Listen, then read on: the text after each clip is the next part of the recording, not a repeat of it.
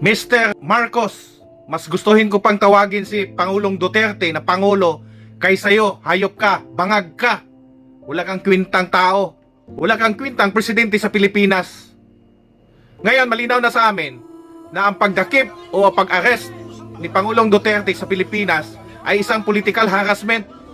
Hindi ito tungkol sa ICC, hayop ka.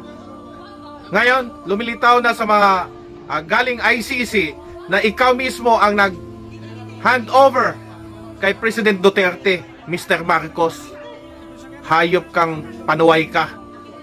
Dahil ang akala mo na pag mawala si Pangulong Duterte sa Pilipinas ay mananalo kayo sa eleksyon. Hindi po. Tingnan mo. Tingnan mo ang mga, kung may social media kang hayop ka, tingnan mo ang sigaw ng taong bayan. Puro Duterte. Di ba? Kung pa sa'yo, mag-resign ka, hayop ka. Wala kang kwintang presidente.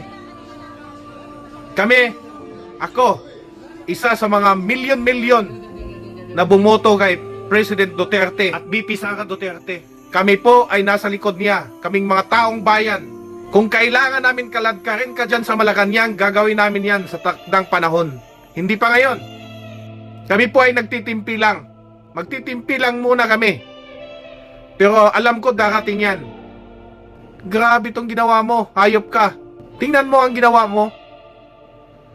Ginamit mo itong isang diwata para i-implement yung batas kuno. Ito naman pong si Diwata Torre, hayop kang, animal ka. Ang itim-itim mo, ang itim-itim ng budhi mo, hayop ka, pangit mo. Alam nyo, mananalo kayo sa eleksyon, Mr. President? Mr. Marcos? Hindi. Lahat ng kalyado nyo, hindi mananalo, hayop ka.